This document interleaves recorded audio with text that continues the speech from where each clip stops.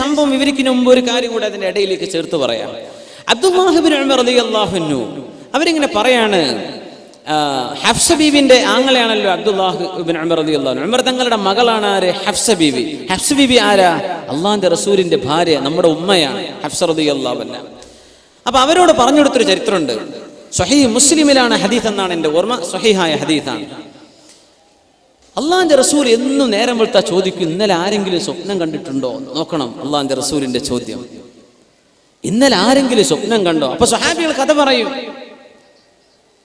അപ്പൊ ചിലരൊക്കെ പറഞ്ഞു കൊടുക്കും, നബി തങ്ങൾ അതിന് വ്യാഖ്യാനം പറഞ്ഞു കൊടുക്കും. റസൂലുള്ളാഹി സ്വല്ലല്ലാഹു അലൈഹി വസല്ലം തഅ്വീൽ റുഅ്യ.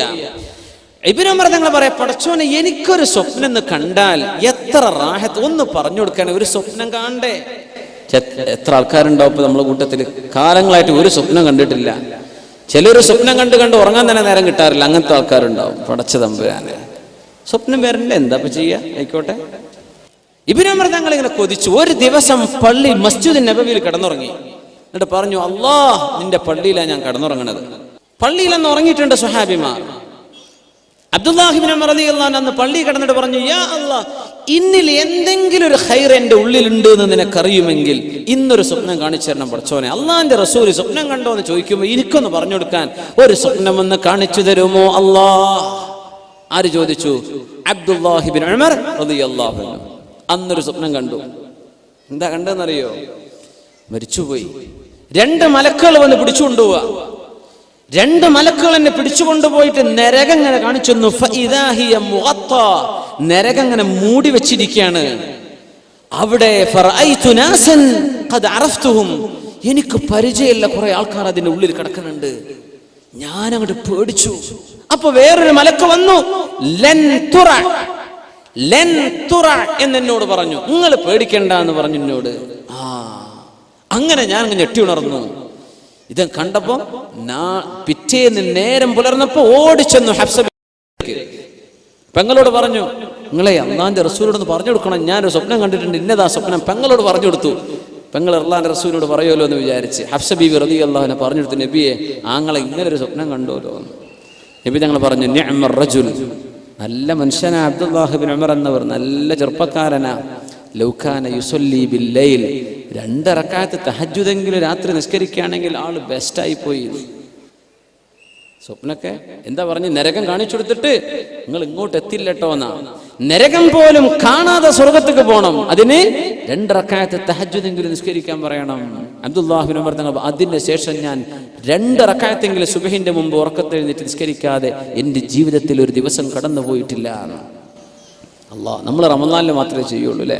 റമളാൻ വരുമ്പോൾ തഹജ്ജുദും ഖിയാമൊക്കെ ഉഷാറ. റമളാന്റെ അപ്പുറത്തേക്കും വേണം. അള്ളാഹു നമ്മളെയൊക്കെ സഹായിക്കുമാറാകട്ടെ. നിഅ്മർ റജുൽ ലൗ കാന യുസല്ലി ബില്ലൈൽ. അത് സ്വപ്നവുമായി ബന്ധപ്പെട്ട ഒരു വിഷയം തന്നെയാണ്. റൂഹിന്റെ ഇടപെടലാണ്. സുബ്ഹാനല്ലാഹ്. അപ്പോ അലാ ഇബ്നു സിയാദ് റഹിമഹുല്ലാഹ് എന്നും തഹജ്ജുദ് നിസ്കരിക്കുന്ന ആളാ. ബഹുമാനപ്പെട്ടവർ ഒരു ദിവസം വന്ന് ഭയങ്കര ക്ഷീണം വന്നപ്പോ വീട്ടുകാരോട് പറഞ്ഞു, പുരക്കാരെ, എന്റെ നിസ്കാരത്തിന്റെ നേരമാകുമ്പോ നിങ്ങൾ എന്നെ വിളിക്കണം കേട്ടോ. പുരക്കാരാണ് ഉറങ്ങിപ്പോയി, അവർ വിളിച്ചില്ല. ബിലാൽ റളിയല്ലാഹു അൻഹു റസൂലുള്ളാഹി സ്വല്ലല്ലാഹു അലൈഹി വസല്ലം യാത്ര പോയപ്പോൾ ഒരിക്കൽ ഉറങ്ങിപ്പോയൊരു കഥ ഉണ്ട്. ബിലാൽ തങ്ങളോട് നബി തങ്ങൾ പറഞ്ഞു, ബിലാലെ നമ്മളിപ്പോ ഉറങ്ങണോ? ഉറങ്ങിയാൽ പിന്നെ സുബഹി കിട്ടൂല. അങ്ങനെ ഉണ്ടാവും. വലിയ സമ്മേളനങ്ങൾ കഴിഞ്ഞ് രാത്രി 3 വന്ന് കിടന്നുറങ്ങാ, സുബഹി ഖളാ ആക്കിയാൽ പിന്നെ എന്താ പിന്നെ കഥ? അപ്പൊ ഈ വേള തന്നെ കഴിഞ്ഞിട്ട് നിങ്ങൾ നേരം വൈകി ചെന്നിട്ട് സുബഹി ഖളാ ആക്കുകയാണെങ്കിൽ പൊന്നാര മുമ്പിനെ ഇവിടെ ഇരിക്കൽ നിങ്ങൾക്ക് കുറ്റ. പോയി കിടന്നുറങ്ങി സുബഹിക്ക് എഴുന്നേൽക്കാൻ നോക്കണം. അതാണ് മസ്അല. പൊന്നാര ഉസ്താദ് എങ്ങനെ പറഞ്ഞാൽ പിന്നെ വേളത്തിന് ആള് വരുമോ? അങ്ങനെ വരുന്നവർ വന്നാൽ മതിയല്ലോ. അല്ലാതെ ആൾക്കാരെ സുബഹി ഖളാ ആക്കാൻ പറ്റുമോ? കളയാൻ പറ്റുമോ? ഇല്ല. അതാണ് പ്രാധാന്യം. ഫർദ് നിസ്കാരം അതിപ്രധാനമുള്ളതാണ്. അത് സുന്നത്തുകൊണ്ട് ഫർദ് നഷ്ടപ്പെടാൻ പാടില്ല. അള്ളാഹു നമ്മെ സഹായിക്കുമാറാകട്ടെ.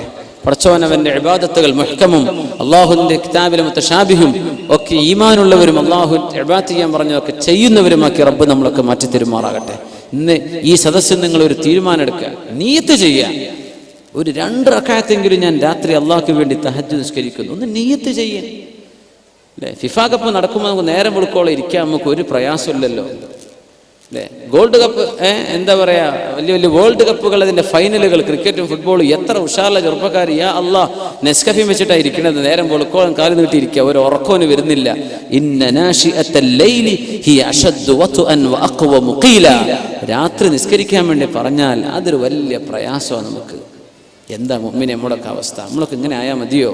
ചെറുപ്പക്കാർ, ഇൻഷാ അല്ലാഹ് നമുക്കൊക്കെ നല്ല ആരോഗ്യമുള്ള സമയമാണ്. നമ്മളൊക്കെ അല്ലാഹു തആല അത് നമുക്ക് നിലനിർത്തി തരട്ടെ. ഇബാദത്തിന് അല്ലാഹു തൗഫീഖ് നൽകുമാറാകട്ടെ. പരക്കാരോട് പറഞ്ഞു ബഹുമാനപ്പെട്ടവർ അലാ ഇബ്നു സിയാദ് റളിയല്ലാഹു അൻഹു പറയാ, സുബൈക്കല്ല ഖിയാമുൽ ലൈൽ, തഹജ്ജുദിനെ എന്നെ വിളിച്ച് എഴുന്നേൽപ്പിക്കണം കേട്ടോ. പരക്കാരങ്ങ് ഉറങ്ങിപ്പോയി, അവർ എഴുന്നേറ്റില്ല.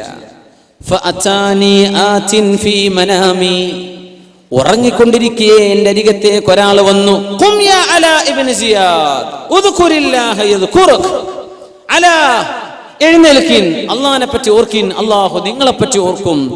എന്റെ തലയുടെ മുമ്പിലുള്ള കുറച്ച് മുടി കിട്ടി പിടിച്ചിട്ട് എന്നോട് എഴുന്നേൽക്കാൻ പറഞ്ഞു. ആ പിടിച്ച പിടുത്തത്തിൽ എന്റെ തലമുടിയിലെ മുൻഭാഗം കെട്ടി എഴുന്നേറ്റ് നിന്നു. മുട്ടിങ്ങട്ട്, ചില കുട്ടികളൊക്കെ സ്പൈക്കി ഹെയർ ഇല്ലേ, ഇവിടെ കണ്ട അങ്ങനത്തെ സ്റ്റൈലൊന്നും കാണില്ലല്ലോ, ഉണ്ടല്ലേ? അല്ലാ, ഇഷ്ടം പോലെ ഉണ്ട്. സ്പൈക്കി ആയിട്ട് ഇങ്ങനെ നിൽക്കുക, മുടിയൊക്കെ ജെല്ലൊക്കെ വെച്ചിട്ട് നിർത്തിങ്ങനെ. എന്റെ മുമ്പിലെ മുടി അങ്ങോട്ട് എഴുന്നേറ്റ് അത് പിടിച്ചിട്ടാ എഴുന്നേൽക്കാൻ പറഞ്ഞു. സ്വപ്നത്തെ എഴുന്നേൽപ്പിച്ചതാ. എഴുന്നേറ്റ് ഇരുന്ന് നോക്കുമ്പോൾ മുടി ഇങ്ങനെ എണീറ്റ് കഴിഞ്ഞാൽ, ഒരു ജെല്ല് ഉപയോഗിച്ചിട്ടില്ല അലാ ഇബ്നു സിയാദ് റഹിമഹുല്ലാ. മുടി ഇങ്ങനെ സ്പൈക്കി ആയിട്ട് നിൽക്കുക. അത് സുന്നത്താന്നല്ല ഈ പറയണത് കേട്ടോ. അത് നിങ്ങൾ ആരെ പിൻപറ്റിയിട്ട് ചെയ്യുന്നു അതിനനുസരിച്ചിരിക്കും. നിങ്ങൾ ആരെ ഇഷ്ടപ്പെട്ട് ചെയ്യുന്നു, അതൊരു സിനിമാ നടൻ ചെയ്ത പണിയാണെങ്കിൽ ഓല് പോണോടത്തൊക്കെ നാളെ പോവുക. അതൊരു ക്രിക്കറ്റുകാരൻ ചെയ്ത പണിയാ, ഓൻ സ്വർഗത്തുക്കോ നരകത്തുക്കോ അങ്ങോട്ടും ഇങ്ങോട്ടും ഉണ്ടാവും. അതാണ്. അപ്പൊ ആരെ ഫോളോ ചെയ്യുന്നു എന്നുള്ളത് വളരെ പ്രധാനപ്പെട്ട സംഗതിയാണ്. അത് ആലോചിച്ച് ചെയ്താൽ മതി. കോപ്പി അടിക്കാന്നൊക്കെ പറയാൻ നമുക്ക് ഭയങ്കര ഇഷ്ടമാണ്. Man is by nature imitative. അങ്ങനെയാണ്. നമുക്ക് പ്രകൃതിയാൽ തന്നെ ഒരാളെ കോപ്പി അടിക്കാൻ തോന്നുന്നു, അയാളെ പോലെ എന്ന് തോന്നും. അതിനാ അല്ലാഹു തആല അഷ്റഫുൽ ഖൽഖിനെ തന്നത് സല്ലല്ലാഹു അലൈഹി വസല്ലം. നബി തങ്ങളെ കണ്ടു അതേപോലെ ജീവിച്ചോ, അങ്ങനെയാണ്. അല്ലെങ്കിൽ ആരെങ്കിലും കോപ്പി അടിച്ചേക്കും, അള്ളാഹുവിന്റെ റസൂലിനെ പോലെ ജീവിച്ചോ എന്ന് പറയാം. അല്ലാഹു നമുക്കൊക്കെ തൗഫീഖ് നൽകുമാറാകട്ടെ. യാ അല്ലാഹ്. അലാ ഇബ്നു സിയാദ് റഹിമഹുല്ലാഹ് പറയാ, ഉറങ്ങിക്കിടക്കുന്ന എന്റെ തലയുടെ മുൻഭാഗം പിടിച്ച് എഴുന്നേൽപ്പിച്ചു. എഴുന്നേറ്റിരിക്കുമ്പോ തലയുടെ മുടി ഇങ്ങനെ എഴുന്നേറ്റ് നിൽക്കുക. പിന്നെ ആ മുടി താഴ്ന്നിട്ടില്ല. കുളിച്ചാലും എപ്പോഴും അത് ആ മുടികൾ അങ്ങനെ ഇവിടുത്തെ ഒരു കെട്ടുമുടി ഇങ്ങനെ സ്പൈക്കായിട്ട് നിൽക്കും വഫാത്താകുന്നത് വരെ. യഹ്യ ഇബ്നു ബിസ്താം റഹിമഹുല്ലാഹ് പറയാണ്, ഞങ്ങൾ അവരെ കുളിപ്പിച്ചു. അലാ ഇബ്നു സിയാദ് ഞങ്ങളെ മയ്യിത്ത് കുളിപ്പിച്ചത് ഞങ്ങളാണ്. ഫലഖദ് ഗസൽനാഹു യൗമ മാത് വഇന്നഹുന്ന ലഖിയാമുൻ ഫീ റഅസിഹി. മരിച്ചപ്പോഴും ഈ മുടി തലയിൽ എഴുന്നേറ്റ് നിൽക്കുകയായിരുന്നു. സുബ്ഹാനല്ലാഹ്. സ്വപ്നത്തിൽ നടന്നതാ, റൂഹിൽ ഇടപെട്ടതാണ്. അത് ജീവിതകാലം മരിക്കുവോളം ഉണ്ടായി. അലാ ഇബ്നു സിയാദ് തങ്ങളുടെ തലയിൽ ആ മുടി മരിച്ചപ്പോഴും അങ്ങനെയാണ് ഉണ്ടായിട്ടുള്ളത്. മരിച്ചപ്പോൾ അങ്ങനെ നടന്ന എത്ര സംഭവങ്ങളുണ്ടെന്നാണ്.